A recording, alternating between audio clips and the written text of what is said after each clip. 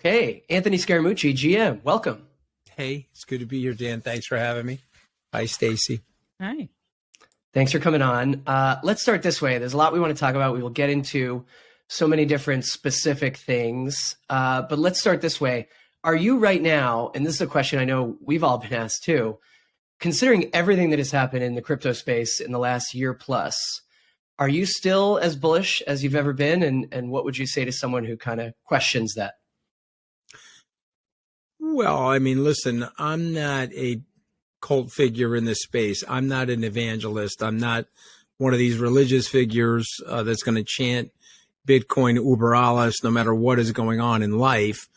And so I want to frame it from that perspective and then tell you that I'm more bullish now than I've ever been. And I want to explain why, though, because I think there's grounds for it. You've gone through 4 boom-bust cycles in Bitcoin. Therefore, 4 boom-bust cycles in other cryptocurrencies. They seem to coincide with the mechanics of the program where you're heading for another halving, which will likely take place in April of next year, so 12 short months from now. And you've had awareness.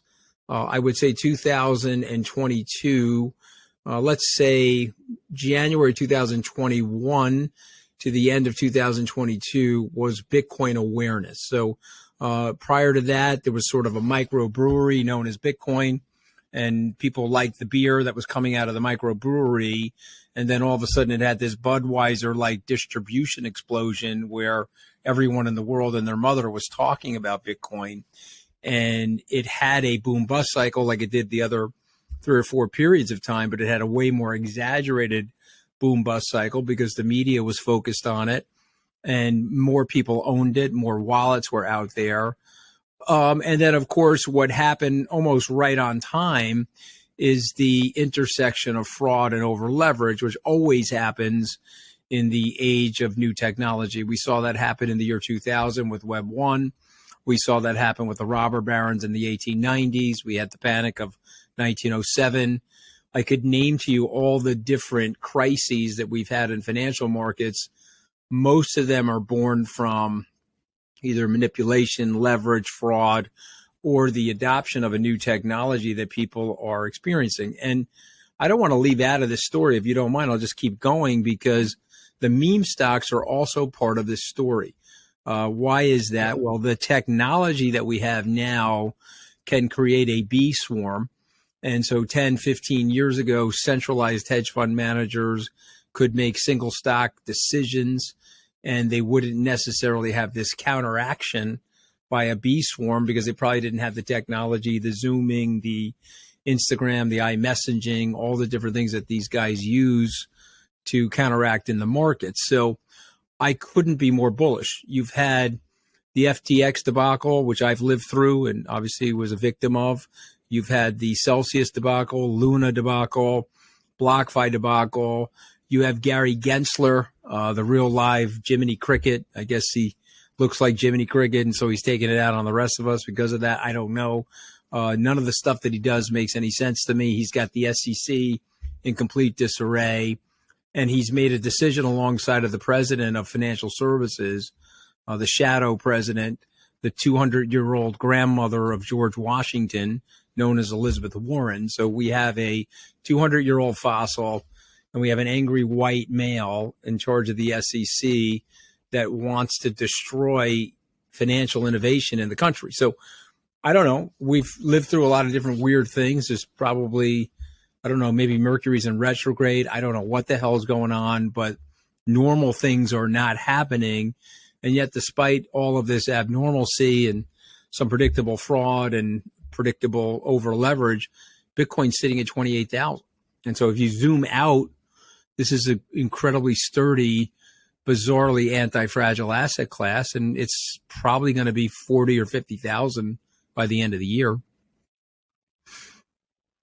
How's that for an introduction, Dan? Yeah, was that okay? I mean, I knew you weren't going to disappoint.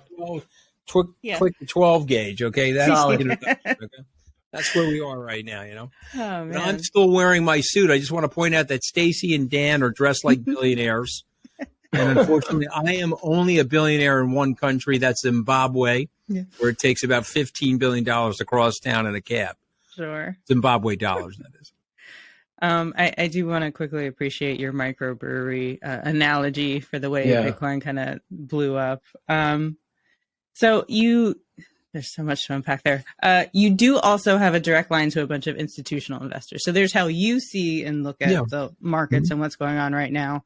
But I'm curious to know what you're hearing from other folks who maybe aren't as bullish, or, the hoodie wearing Bitcoin people who are talking to you and are like, well, why aren't you more bullish? What are you hearing from other folks? Well, listen, you have guys in the industry like the Novogratzes and Pete Brigger and some big institutional guys. Novogratz is interesting to me because he's like an individual. What do I mean by that? He's rich enough and he's scaled to be an institution, but he thinks like an individual. So I think you get an interesting mix of things going on with Mike. You've got the Sailors of the world, but then up against them, you have the Charlie Mungers and the Jamie Dimons, and you have that world.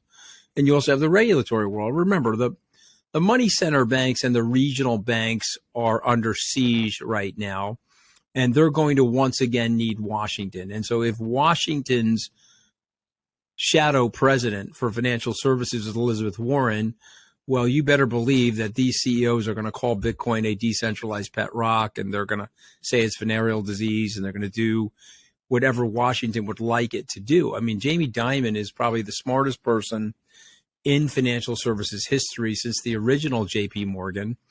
And there's no way, if you got him unplugged and you got him with truth serum in him, that he would say to you that Bitcoin is a decentralized pet rock. But when he says it on the air on CNBC or your wonderful podcast, he's sending a message to regulators that I'm with you.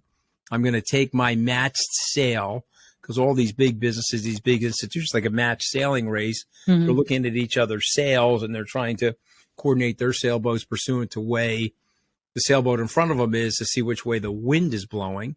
And so they're blowing against Bitcoin right now and cryptocurrencies because the regulators are blowing against them. Interestingly enough, we're an investor in the BlackRock Bitcoin Trust, that's SkyBridge. And the BlackRock Bitcoin Trust was started because I think one of the most commercial people in our industry is Larry Fink. And Larry Fink has decided that he is now finally hearing rumblings of institutional demand for Bitcoin. And so he started that. We made an investment in that as a sign of good faith, sort of a first mover. He's also teamed up with Coinbase. He's using their risk management technology to help his institutional clients look at crypto assets, Bitcoin specifically, and Ethereum. And then I think it's very important to talk about Fidelity. Fidelity's got $7 trillion US. One short year ago, they announced a rollout of Bitcoin as an asset class. You can purchase up to 5% of your 401k in Bitcoin through Fidelity. I'm very proud to tell you guys that SkyBridge Capital was one of the pilot companies where we rolled with them. I think it was probably 10 companies, us included, where our 401k, and we contribute to that from a profit participation to the maximum allowable by law. And it's up at Fidelity now. You can buy their funds or S&P or different things, but you can also buy Bitcoin. And so when they did that in the 1980s, and they allowed the 401ks to move into the stock market, it had an explosive effect on stocks. And if you talk to the Fidelity digital asset people or the BlackRock people, they would say that there's little to no demand institutionally as of right now, but there's rumblings of demand. There are people looking, there are people thinking. Last point, and that has to do with Grayscale. If you tell me that Grayscale is going to win this court case and there will be a cash ETF in our market, in the United States, the most mature financial services market in the world, if there is a cash ETF, I think the floodgate of institutional demand will open because every wealth management firm will need to have a cash Bitcoin ETF. How are they going to go pitch a piece of business? And the billionaire that just sold his business says, well, what's your digital asset strategy? oh, I'm sorry, we think it's a decentralized pet rock. Okay, well, fine. They'll go to the next purveyor of product because these are basically commodity products. Now, that's a big if, right, Anthony? I mean, the ETF, Bitcoin ETF, it just under the current regime, they just I think it's a big win. I don't think it's a big if. I think yes, the current regime could say no. They could lose this court case. They're going to appeal it, obviously, to the Supreme Court. The Supreme Court is objectively quite conservative. They probably are not going to be in love with the administrative overreach. Obviously, these things are politically driven. We're all smart enough on this podcast to know that. So maybe they lose the case, and maybe they lose at the Supreme Court. But I'm going to tell you what they're not losing is in the court of public opinion. There are 77 million people, according to Coinbase, in this country that have a wallet, cryptocurrency wallet. As those wallets grow and as the people vote with their money, guys, you guys know that. And so as the wallets grow, people are going to like, okay, wait a minute. What's your position on Bitcoin? Oh, okay. And, you know, I'm not saying they're going to be single issue voters. I'm certainly not a single issue voter. But if you told me I had two really good candidates, one was pro crypto and the other was Elizabeth Warren like in crypto, I'm voting for the pro crypto one. So you're at the breaking of a dam. Okay. Bitcoin this year, I guess you guys tell me, I think it's up like 70-ish% this year. Everyone said it was going to 3,000 and it was falling off the earth. And so then, of course, it went up 70%. I'm not tooting my own horn, by the way, because I've been wrong about everything. And as I said when we started, I've had 5 financial obituaries written about me. I have another one, I think, coming out shortly where I'm a terrible human being and should be stoned. And I appreciate all that. But I came out of Davos and I did say, people said to me, well, what was your takeaway from Davos, Switzerland, the 3,000 elites on the mountaintop? I said, well, the 3,000 elites on the mountaintop effing hate Bitcoin. And they have decided that they not only effing hate Bitcoin, but Bitcoin is dead and it's completely irrelevant. And so not only are they bearish on Bitcoin, they're chiseling a tombstone. You know, it opened on October 31st of 2008, and it died the day Sam Bankman-Fried declared bankruptcy, November the 11th. 2022. So Bitcoin was dead coming out of Davos. And so I came down from Davos. I said, okay, Bitcoin's going up. That was my conclusion from Davos, because these people told me in 2007 that the world was going to grow forever. We've solved all of our monetary policy problems. In 2009 January, the world was opening. All of us were falling into the center of the earth and going to be melted by the Earth's core. In 2016, Secretary of State Hillary Clinton was going to resoundingly win the presidency. But then, of course, in 2020, Donald Trump, 77% of the respondents said he would be resoundingly reelected president of the United States. So to me, you know, the elites still hate this shit. The institutions are not ready, but the world's ready. You know, there are 3.5 billion people that are unbanked in the world. They've lost the confidence in their governments as it relates to their governments giving them their currency. And let's remind people what the currency actually is. What is the currency? It is a technology that we're using between each other. Okay, people say to me, well, Bitcoin is worthless. Okay, I brought props for the crypto thing here. Here we go. Let's look at these. You see those? We call this bad radio because we're showing something, but there's a video version. All right, well, okay, but these are $100 bills, okay? Because obviously, or in my neighborhood, they're known as Italian singles. You see those?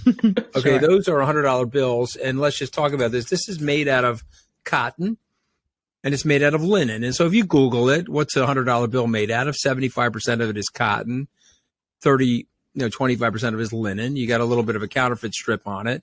But is that worth anything? I mean, if we're back in freshman philosophy class, it's not worth anything.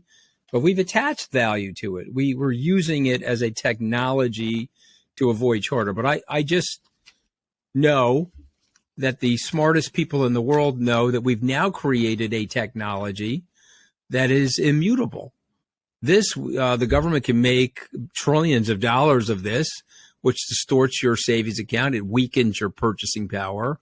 But we now have a technology that is completely decentralized. And so you don't have to trust anybody because of the way it's created. So therefore it's trustless, and you don't need a third party to get it from. And so all of a sudden, well, wait a minute, that's immutable and I can use that. And last time I checked, if I studied the 5,000 years of money, all money is really a database. It's an asset liability database. And you're telling me we've got one that's, it's one of the more beautiful pieces of technology. It's a perfect database that can be trusted because no one has to trust it. Okay. And what did Nakamoto say in the white paper?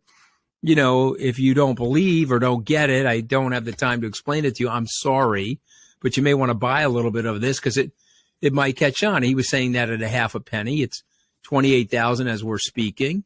Mm-hmm. And by the way, it's a very small asset. You know, it's a $500 billion asset. Gold is, I think right now it's at nearing an all-time high. I think it's probably a $13 trillion asset. And Bitcoin, arguably, in my opinion, is better than gold. How could Bitcoin not be forget about, Dan is an old fart. I mean, let's just call it for what it is. Okay. We'll have a little bit of ageism on your podcast. I'm a very old fart. Okay. Stacy, you look like a very, very young person. So let me tell you what's going to happen. Sure. Your generation the Earth's going to rotate around the sun 10 more years. And your generation is totally, fully going to accept Bitcoin and other digital assets as property of real value. Okay. The same way my mentor, Ken Langone, does not read his emails. He's 87 and he has his assistant read the emails and then he barks out dictation to respond to them. Okay. You just forget it. He's not going to do it. But there's someone being born today, 30 years from now, will have Bitcoin in their smartphone wallet. And, if I'm still alive, I'll be 200 and no one will care about me, but the world will have moved on and this asset will be $15 to $20 trillion. And someone will go back to this podcast and say, geez, why didn't we take that seriously? Well, the powers that be don't like change. The horse and buggy developers don't like horseless garages. The people that were in the rail system, when the Wright brothers discovered flight, they said, well, that's not going to work. There's never going to be any commercial application for aviation. Take yourself back to 1918. The Wright brothers discovered flight or figured it out in 1903. Red Sox won the title. Red Sox won the title. 15 years later, there were cynics in the world that said, there'll never be any commercial application for aviation. Bitcoin is 15 years old. So it's still a very nascent, very new technology. And but here's the thing, guys. It is a better technology. And anytime you've had something that's made something better, it eventually gets adopted and it's used. The horse and buggy, they're just fine, but the horse has to be fed. It gets tired. The car doesn't get tired. Yeah. They have to change the tires, but it doesn't get tired. And I can give you countless examples of why, even though it may start out small and it may not be that big of a big deal, it becomes a big deal. Amazon, we were told, was just going to be an internet bookseller. It traded at a valuation larger than Sears Roebuck. And that was astounding to people. I mean, Sears Roebuck, this storied retailer with real assets. How could Amazon be more valuable than it? And Sears Roebuck is out of business, and Amazon's got 55% of the internet retail, 5% of all retail in the United States. So I don't know. I'm going to bet forward growth. I'm going to bet the technology. And so, I'm more bullish than ever, but I'm not Bitcoin Jesus like some of these people, and I'm not Bitcoin St. Paul. I'm just an objective observer of what's going on. And I recognize the change is happening, and I want my clients and I want my firm to be a part of it. But I will say this to you guys. It has come at a cost to me because the media doesn't like it. The politicians, some of them secretly like it, but most of them do not like it. And so I've become I'm not Bitcoin Jesus, but I've become a Bitcoin crash dummy. Sure. And I've been thrown through the windshield a few times because of what's gone on in the industry. And then, of course, we haven't gotten to Sam Bankman-Fried, but that was I've made some big mistakes in my career. But that was a big mistake. I trusted him and liked him, and I totally missized him. And, listen, I have to own that. I have to be accountable for that. He is on our list. But before we get there, I want to ask you about the unbanked argument that is often used when kind of, talking about the value proposition for Bitcoin. There are a lot of people who are unbanked, but there are also people who say that because they're unbanked, this is a really, this is a population that can sometimes almost feel like it's being preyed upon or kind of used to make political arguments for Bitcoin when there are no guardrails or regulations kind of in place yet. And so you could kind of argue about what needs to come first. Yes, of course, those people need banking options, but what kind of recourse do they have if something goes wrong? And, we've seen plenty of frauds, scams, Ponzi schemes, rug pulls, all kinds of stuff. So how do you reckon that? Because, they need banks, but they need protection too.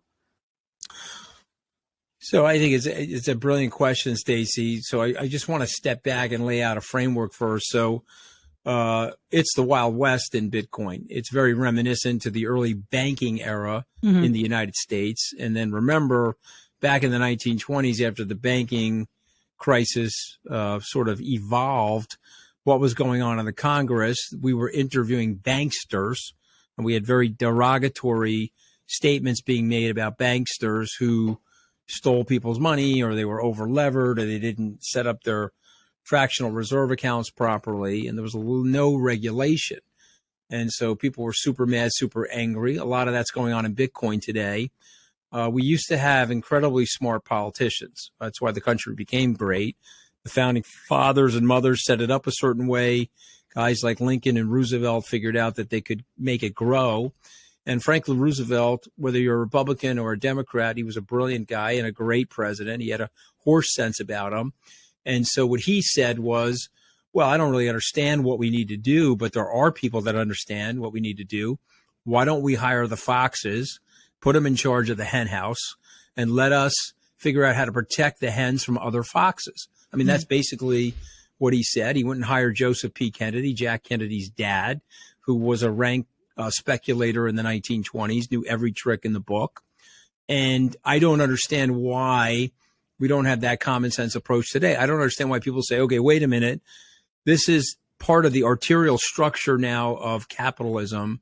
This will enhance the flow, potentially help the unbanked, but man, we better make it super safe for them. So how do we go about doing that? And let's go to the community and let's find some of the people, even some of the rogues. Remember, the NSA hires hackers. Okay, they're hacking into a system. The NSA grabs them. The FBI scares them. And they say, okay, you can go to jail. You can come work for us. Right. Okay? The white hats. So I don't understand why we're not doing what we did in the 1930s, where we came up with the 33 Act and then eventually the SEC Act, the Securities Act of 1940. And so you're making a very good point. I think it's very necessary. I don't want to put the unbanked in harm's way in the Wild West. But if I had sheriffs and marshals and we had a self-regulatory organization, which is I've been calling for with my peer group, an SRO like FINRA, and I said, okay, here's the deal. We all know what to do, which is appropriate. We all know what to do, which is inappropriate. Why don't we put some guidelines together, hire an enforcement group like FINRA is to the securities industry, and then we only do business with each other if we're part of the SRO, willing to submit ourselves to this level of audit and this level of clearing of a channel, if you will. And then, oh, by the way, here SEC or here CFTC, here are workable rules that would prevent fraud.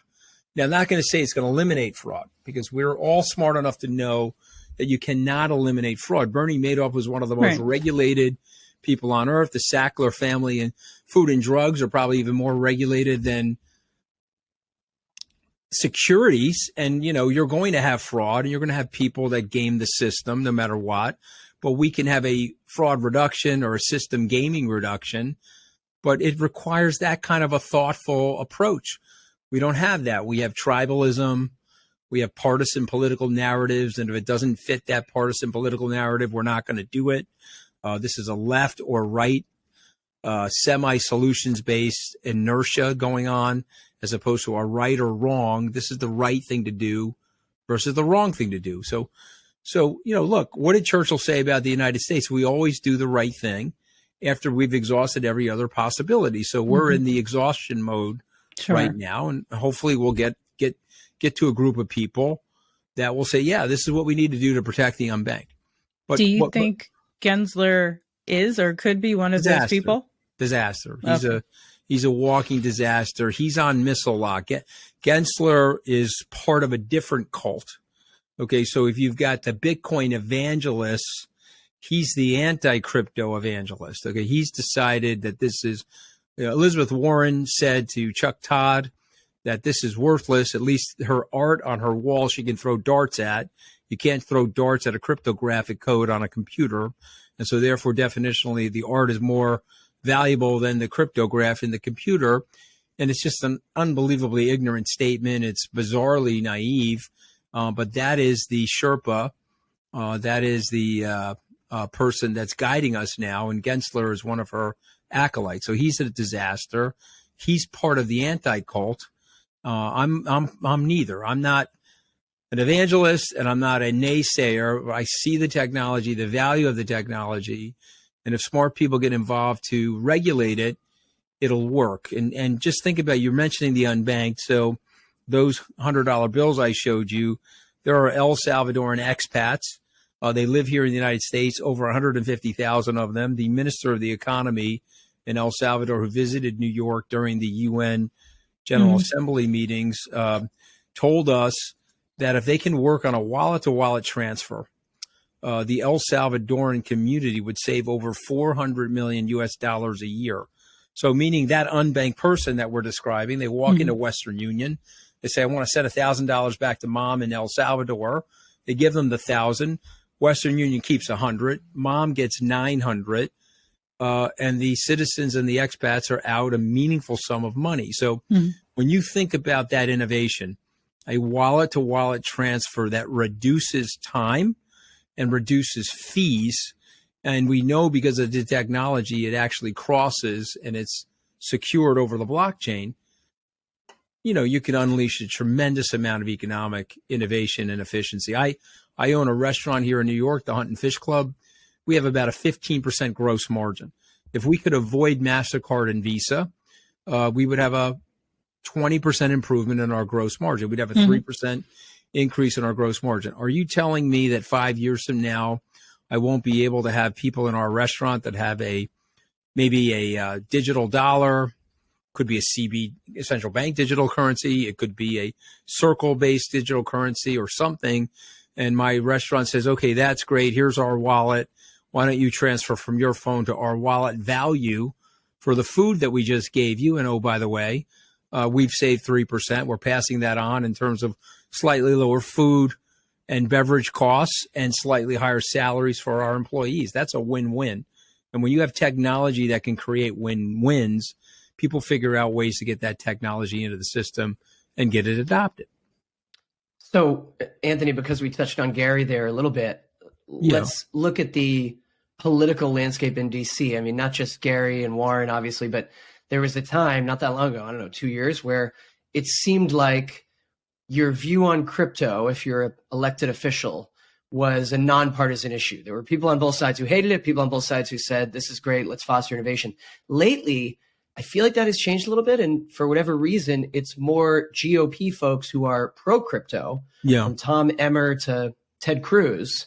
Senator Loomis. Yeah, I mean, you can name any example you want. Of course, there are examples on both sides, but then the Dems who are like, Ted Cruz's only redeeming quality, by the way. So I have to stop shitting on. Probably not allowed to curse on this podcast, but I have to stop shitting. So what do you Ted make of Cruz. this? I'm not surprised anymore. Because again, we're tribal now. So, Trump. You like or dislike Trump, he does come up with some clever idioms. He once said to me, "Man, I should just take Chuck Schumer's list." Whatever he's for, I should get out there right now and chant and speak that I'm for it, and you watch how quickly they'll be against it. The point is they're doing that now to each other, and then their hypocrisy is obviously exposed. And so the more hypocrisies that are exposed, the more cynicism in the body politic. And so, yes, it seems like it's leaning now right. Word Ro Khanna, though, is a pro-Bitcoiner. He sees the value in it. There are some Democrats that see the value in it. You know, there's a group of people, there's a voting bloc, 144 million people. Last 20 years, they voted the exact same in this country. What is that voting bloc? Do you know that voting bloc? That would be the non-voters, ladies and gentlemen. That would be the non-voters. They vote the same because they don't vote. Okay. And so I just want you to think of the magnitude of that. And if you're a political entrepreneur, there's 144 million people registered to vote that do not show up at the polls. And imagine if you were the Jeff Bezos or the Steve Jobs of politicians, and you could come up with a product that would invite those people back into the store to make a selection of the product. I just want you to think about the magnitude of that and how it would upside down the apple cart of what's going on right now. But these politicians are a bunch of, I mean, they're pieces of work. I mean, they have gerrymandered their adversaries and enemies out of their districts. Let me ask you something rhetorically. Are we in a true democracy if the politicians themselves can pick the voters? I thought it was the voters who were supposed to pick the politicians, but not here. We can go house to house and we can create, you know, when I was a kid, these districts looked like geometric shapes you could recognize from ninth grade geometry. They now look like jagged edged jigsaw puzzles pieces. And they're all designed by some demographer that said, you know, we saw the cookies that went into Stacy's computer. And so she's an XYZ party member. And Dan, we saw what went into his mailbox. And so he's a ZYX party member. God forbid if you're an independent, because then you get hit from both sides, you know, with the propaganda and nonsense. So I don't know. We here's another thing. You're talking about politicians. We need some reform in the country. 27 amendments to the Constitution. It's a living document. There's 246 years since the origination of the country, 216 since the origination, or 220 since the origination of the Constitution. Let's go over the math, guys. 27 amendments. That's roughly one amendment every 9 years. Yet we have not had a meaningful amendment to this Constitution since the 1965 Voter Act. And so we're destroying ourselves by doing that. The tribalism is excessive. But what would be a couple of amendments that would sort things out for us? Number one, end the gerrymandering. Redistrict by computer, where the districts are roughly even. You'll liquidate the political extremists, because all these people are marketers. And all these campaigns are marketing competitions. And so they need to sell something, an idea. And if they're people in the district that are primarily a mixture of hard left, hard right, and a mixture of moderates, well, guess what? You're going to have the bell curve of ideas. Okay, so we need a amendment to end the gerrymandering. The second thing is the campaign finance laws have really hurt us. And you have to be honest about this. It's a lot like Plessy versus Ferguson.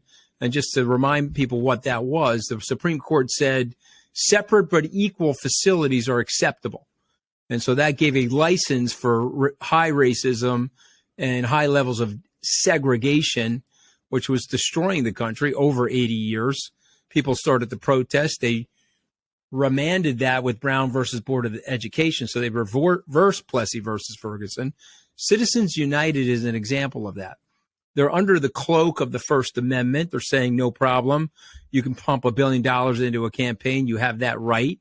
That's your use of your voice. But I think it's very unfair. I think it's created a separate but equal class of influencers and voters, and they need to manage that immediately. And they need a Brown versus Board of Education for this campaign finance situation, because it's really gotten out of control. And guess what elites do? They figure out how to game the system to protect themselves. And just take a look at the wealth disparity in the marketplace since the Citizen United Supreme Court case. And you'll say, okay, they're not relevant or connected, but I think they are. And I think we got to fix that. If we do those things, this is an unbelievable country. It's got a great culture of entrepreneurship, a trustworthy legal system. It's got all the bells and whistles of a great immigration story for 2 centuries.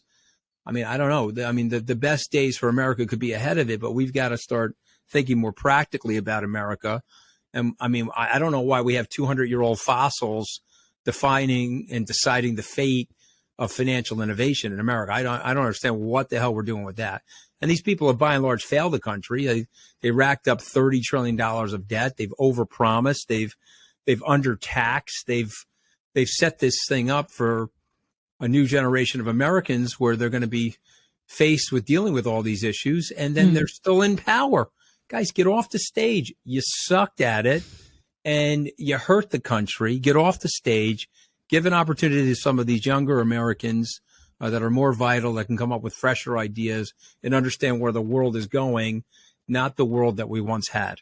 Yeah. I want to ask about this whole marketing thing and just like really trying to game the system and make sure, you've got the support you need to stay, even if you're not really doing anything.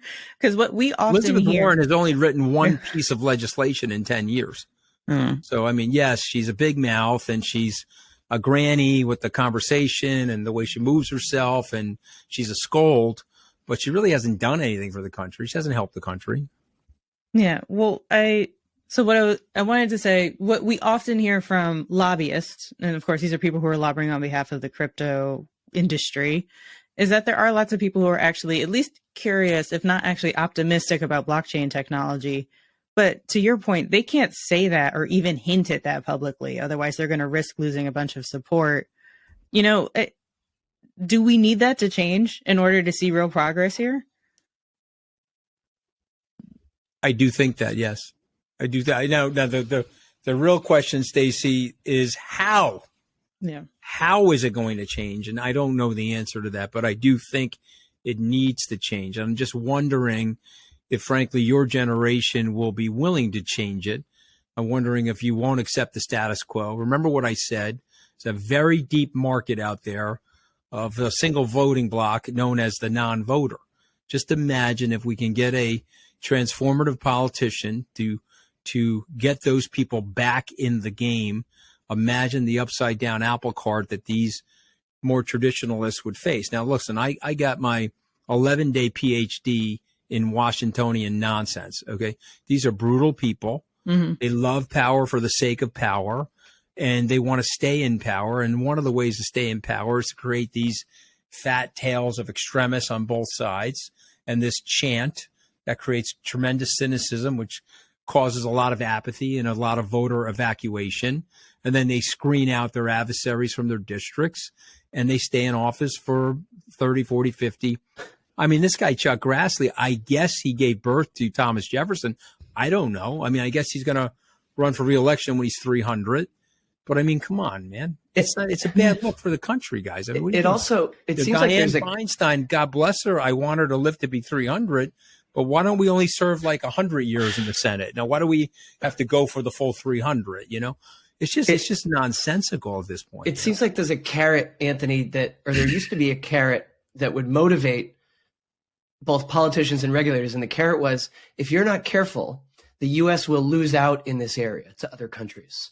I mean, as recently as 3 or 4 years ago, when I remember Mark Zuckerberg was testifying, and this was long before other Facebook problems, but it was about, the election and stuff. And he was trying to say, if you keep getting in our way, then other countries are going to take advantage and leap ahead of us in this technology. Maybe he said that about Libra, when Libra was trying to be the brain drain thing. Yeah. And that doesn't, and for a while there, it was like, look, China did the digital yuan and hurry up and stop crimping innovation. Lately, that argument doesn't seem to have as much power. They'd rather, no, we're going to cut down on it. We're not that worried about that.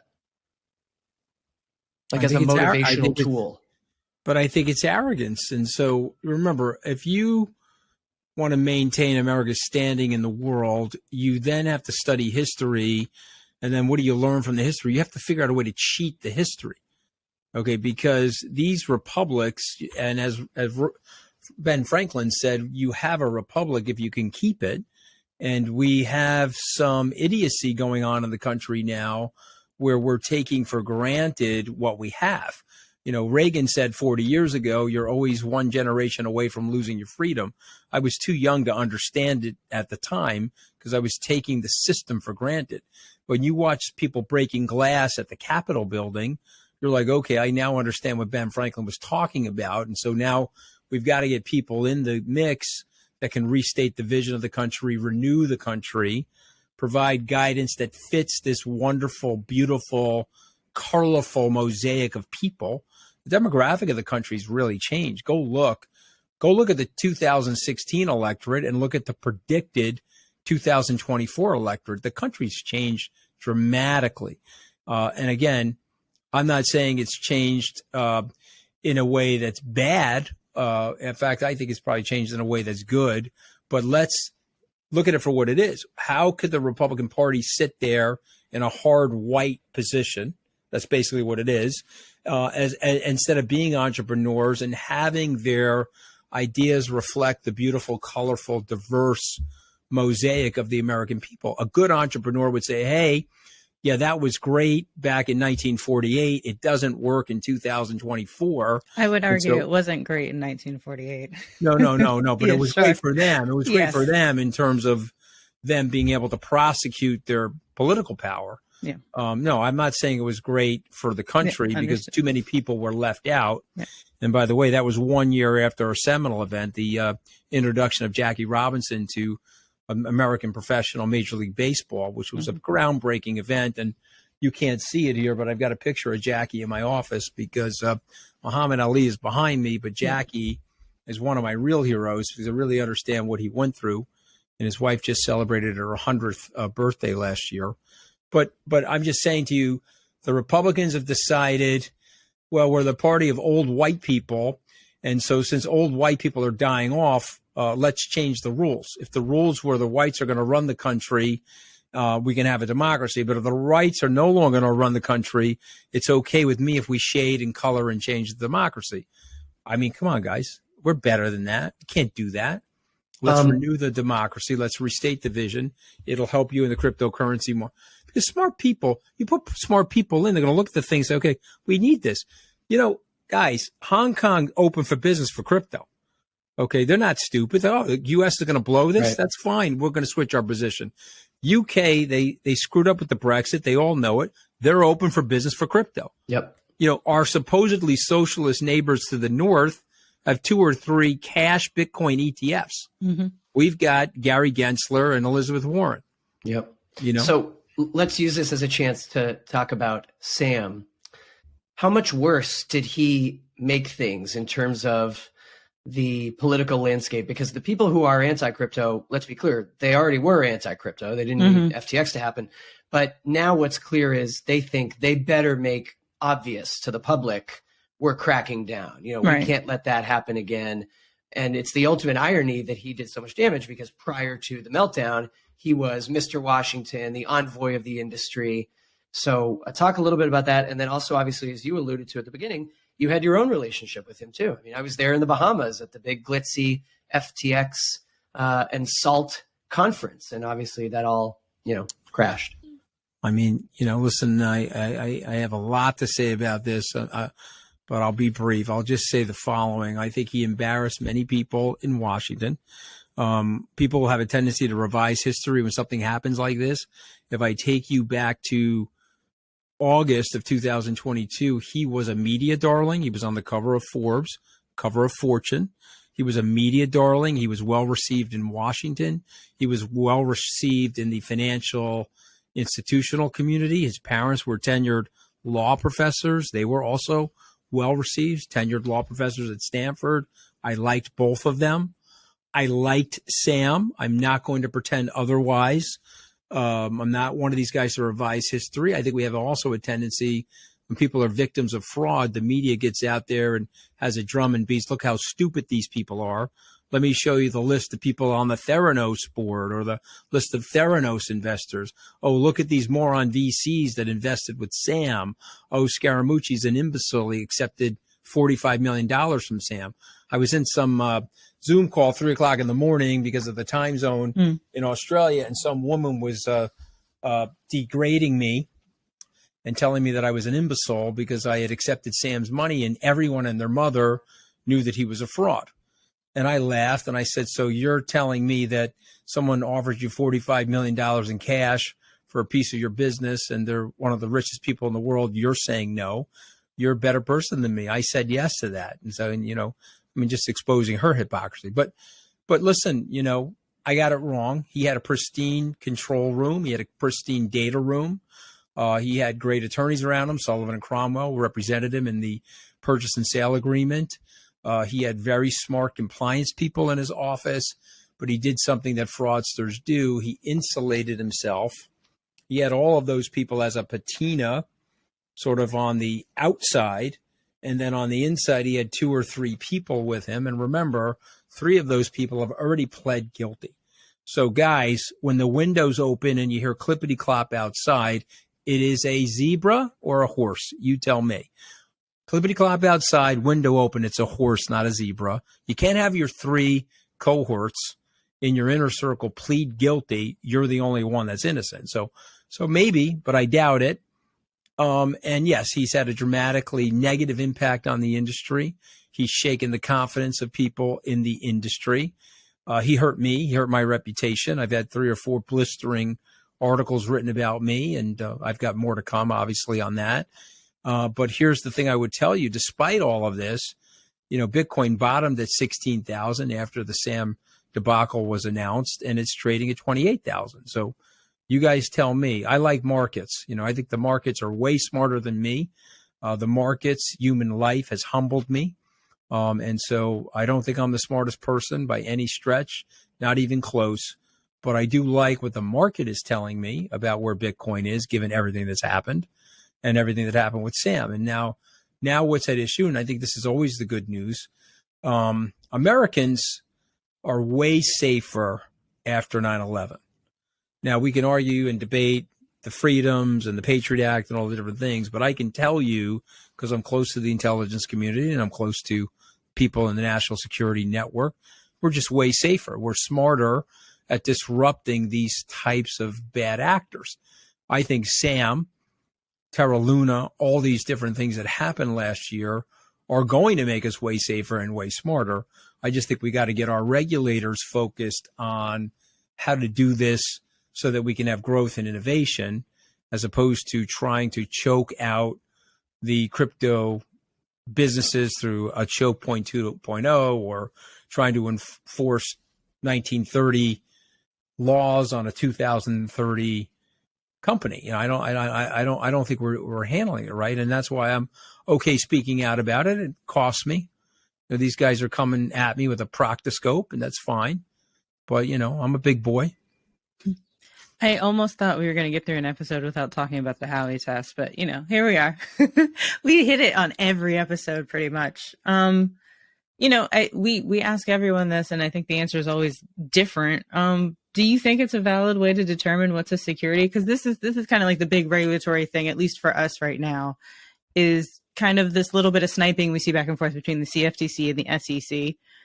Like in the big thing that just came out from the CFTC taking aim at Binance CZ, they're calling Bitcoin and Ethereum commodities. That's not at all what Gary Gensler has hinted at before. And we still don't really know where this is going to land. Legislation. So what's happening is you're having decree. You're almost like in an autocracy now where you're having a fiat decree of what something is. We don't have legislation. The Congress needs to make that decision. And of course, they won't make any decisions anymore. And so these guys are shooting in the dark. But I'm going to say something to you.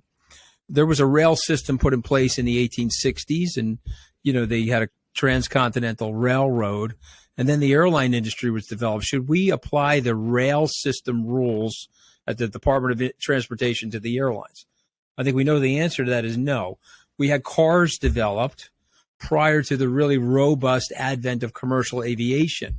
Should we use the rule book for controlling traffic on the ground and use the exact same rule book for controlling the air traffic? I think we know that the answer to that is no. So we have new technologies that have entered the marketplace that are unique and different, and they may not, when you drop them through the logarithm of the Howie test, they may not come out the way the old securities or the old system was working. And so wouldn't it make more sense to get everybody in a room, professors and trade people and practitioners and regulators, and say, we got to come up with a Howie system 2.0, because we're in a totally new territory. It's a 21st century. And why are we using 20th century rules on a 21st century technology? So, take out the traffic book and let's run the airline system through it. I think it's ridiculous. And when you frame it for people like that, they're like, oh my God, well, that's totally ridiculous. Why are they doing that? And the answer is nobody wants to make a decision. And, Gary is the only person. Come on. The guy's a white guy from Goldman Sachs, and somehow he thinks he's going to be the Treasury Secretary in the Biden administration now. If that happens, that's what a lot of this is about, right? If that happens, mazel tov to him. I don't necessarily wish him poor. It'd be a disaster for me if he's the Secretary of Treasury, but I think he's the only person in Washington. Unless he's getting a sex change operation. Okay, I don't know. I think he could be the only person in Washington that thinks he's going to be the Treasury Secretary. So keep the nonsense up, do all the political posturing in order to curry favor so that you can fulfill your ambition, whatever that may be, or take a step back and make a decision to serve the American people and allow for the United States to maintain its mantle of financial services leadership. Tell me what you guys want to do. Yeah. Well, I would like to be Secretary of Treasury no matter what. So let me wreck, or at least slow. Well, here's the good news. He can't wreck it. He can slow it down. Great news about this country is that we recirculate these elites. And Gary's a 1, 2, 5 year timer. He'll be out of there and there'll be somebody smarter in the position. And then, of course, they'll rotate into somebody dumber, right? We had Mayor Bloomberg, and now we had Stugatz, the guy. What was the guy? He claimed he was Italian, but he wasn't Italian. De Blasio, right? He used that name to try to get himself elected. And now at least we got Eric Adams trying to fix it, but he can't fix it because he's got this lunatic Kathy Hochul who, wants to let everybody all the criminals roam around free. But then they're going after Trump. These guys are pieces of work. I don't like Trump, but these charges are fucking bullshit. It's just ridiculous. So you guys tell me what we're doing. We need new leadership. I would like Stacy to run for mayor, governor, and then eventually president. Sure. And fix it, because it's going to be her generation that does it, not us. Forget it. We've already got letter grade F on this stuff. So if we could pretend that this weren't very political and we could try to take some of the politics out of what is Bitcoin, what are Bitcoin and Ethereum, would you even categorize them as the same thing if we had to choose between commodity and security? And do you think the industry does better with one or the other? Yeah, well, Bitcoin's definitely a commodity. I think that I think it feels like money to me and feels like a commodity. I think that these things that earn, or you have these staking positions where the foundations give you more of something. I think anything that has an earning mechanism to it probably is a security. But again, let's talk about what the goals are. Let's talk about why these things were created and what they're going to do to advance our economy. And then I can help you formulate the rules. And I may get some things wrong, but what I'm willing to do is compromise. You see, and I think that we've lost our ability to do that. So you could be a hard liner and tell me X, Y, Z. And then, you've got these Bitcoin maximalists. They have no willingness to compromise. They have guns and ready-made food in their basement, and they hate the government. And then you got the government that wants to shove an Apple AirTag up your what so they can keep track of you all over the place. And so, those people are never getting along or getting together. But I would like to get the people in the room and say, what is absolutely necessary to you and what's necessary to you? Here's a bridge where we can form a compromise. And this is how we can get some good quality legislation in the works that can keep the United States growing. People are saying, well, they fear the supremacy of the dollar, and so they're going to choke point the industry. Well, let me tell you, you'd be way better served of creating all those jobs, all that innovation, all those tax revenues here in the United States. You want to protect the dollar? Make the United States the fortress economy, the go-to economy of the world. We've got the natural resources, the intellectual capital, the university system. We have the legal system.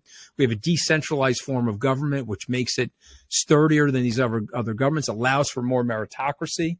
We know that. Our sociologists tell us in autocracies, you have a stultification and you have a caste system. In decentralized democracies, you have more of a meritocracy. Not to say that it's perfect, but it's way better. Why can't we do that? Why can't we make the country stronger, create more jobs, grow the country, and then, of course, the dollar will stay supreme for the next 100 years? And not that there won't be a role for Bitcoin, but why not do that? Why not have a 15-year plan to reduce the deficit spending so that people think we're serious about it? You know, we created it over the last 15 years. Let's have a 15-year plan to reduce it. We know how to grow things. We know how to innovate. We can reduce our percentage of GDP. We've done it before. Had 135% debt to GDP coming out of World War II, crushed it down to 50%. We can do that. But you got to have a plan. The number of people who think, that the point of Bitcoin is for it to replace the dollar is shrinking. It's sort of moved beyond that. I mean, that's never been my statement. Right, I've never said that it was a store of value. I never said it was an inflation hedge. I said it is a new technology that is adapting and growing. Yeah. And could it replace the dollar? I don't see how it could replace the dollar, but could it be a store of value akin to gold? I believe it could be. And that's the reason why I'm in it. That's my investment thesis for it. Yeah, that makes a lot of sense. This has been so much fun, Anthony. We don't want to keep you too much longer. I want to end on this, though. As you just said. I didn't have enough coffee. I feel like I was a little under-caffeinated in the conversation, no? I couldn't tell. You made the reference just now to Bitcoin maxis, which, is not you. Right. It still feels to me like when we look at the crypto landscape. I love them, though, because I love their passion. But sure. I mean, I'm not that. Sure. But, it's like, when we look at Terra Meltdown and Celsius and all these things that have their own tokens, it's sort of a risky game to pick winners and losers of this blockchain will succeed and live on and this one won't. One of the things that you are a huge bull on is like Algorand. I mean, you've got your tickers and coins that you think are legit and are going to succeed. What's your sort of next few years outlook on which ones those are? I guess I'm asking what's in your bag and why those. So I'm not a Bitcoin maxi because I look at Algorand's, the technical properties. So the weird thing about Algorand, and you're probably old enough to know this. So Apple had a better operating system than Microsoft by far. But Apple had a 3% market share. Microsoft, with the help of IBM and IBM compatible computers, had a 97% market share. So what do we know is that the technology may not necessarily be the best technology, but it could be the one that gets adopted. And so my thing with Algorand is, okay, that's the Apple operating system. It doesn't go down. It's very fast. It's very cheap. It's green. Silvio Micali did a beautiful job mechanizing it. I wrote a book about it called The Technical Elegance of It, or The Technical Genius of It. And I love that coin, or whatever you want to call it, token. And so we own it. Now, it hasn't done well, but it's down in line with the rest of the bear market. I own Casper Labs, CSPR. Why did I make that investment? I made that investment because they are in the enterprise software services business, and I believe that we're going to decentralize that business. I think that the new generation of people are going to be less reliant on central authorities for their data and their enterprise software needs. And I believe we're going to decentralize that. And I think Casper is the leading engine for that. And so that token is almost just like an AWS credit on that system. And I think that if that token catches off, it'll be popular and people will use it. And instead of owning stock in, Salesforce.com or Amazon, you own the token. It's a way to participate in Casper's growth and development. Solana is a very fast chain. Goes down a lot. It's a very fast chain. I owe Sam Bankman-Fried for that. He introduced me to those guys. I like those guys. They're up against it because I think Sam, the bankruptcy estate, owns a piece of it. The good news for them, it'll take years for that to unwind. The bad news for them is there's a little bit of a bullet in front of them, but it's a super fast chain. And so if we eventually trade stocks and bonds and we tokenize them, could something like an Algorand or Solana be the chain that we do it on? I don't think we're going to do that on Bitcoin. Two other quick tokens. I own Vulcan Forged. The symbol is PYR. It is a decentralized Web3 gaming platform. I took my wife to Athens to visit the gaming studio. A gentleman by the name of Jamie Thompson is running that. I think you're going to hear a lot about him because he's a visionary. He's also a specialist in AI, and he's developed these very interesting games like the Robloxes of the world. Mm-hmm. And he has a token called PYR that you use inside the game. And so if you got young kids, it's like Robux, but it's called PYR. He's also developed off of PYR a layer one protocol, layer one coin called Elysium. All of this stuff is around the Greek gods, which is mm-hmm. why he's got it based in Athens. And obviously Athens is a very cheap place to live, and they're having a very good lifestyle there. I visited them. And so I like that a lot. And the last one is Bitcoin. Those are my holdings inside of SkyBridge. I have I have some Ethereum as well. I was just about to say no ETH. No, I apologize. In fact, I own more ETH than the others. Sure. I gave it to you in ascending order: Algo, Casper, Solana, Vulcan Forge, Bitcoin, mm-hmm. and Ethereum. Got it. Nice. Do you own any NFTs? Can I ask real quick before we go? So I don't own any NFTs personally at this time. Mm-hmm. I have a son who's also named Anthony. He's minting an NFT collection on the Algorand network. And so if you invite me back on in a few months, I'll tell you, man, I own a shitload of NFTs. Of course. Because I'm going to be buying them from this kid known as Anthony Scaramucci. Yeah. Nice. Good luck to him. Well, great.